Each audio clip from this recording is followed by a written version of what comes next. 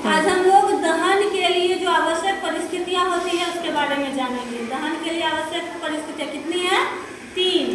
पहला वायु या ऑक्सीजन, दूसरा क्या है? दाह्य पदार्थ, तीसरा ज्वाला। 3 परिस्थितियां रहेंगी तभी दहन की प्रक्रिया होगी। पहला है, उसको एक प्रयोग से देखते हैं। वायु रहेगा तभी जलेगा, वायु नहीं रहेगा तो पदार्थ नहीं जलेगा। कैसे? अभी ये मोमबत्ती जल रहा है, क्यों जल रहा है? क्योंकि इसके चारों तरफ क्या है? वायु।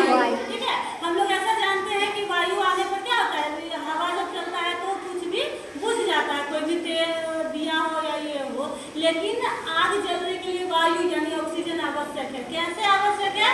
तो इसको इस प्रयोग द्वारा देखते हैं। ये एक बीकर है, मोमबत्ती है, अभी चारों तरफ वायु है इसके। अब हम इसको इससे ढक देते हैं। ढक दिए,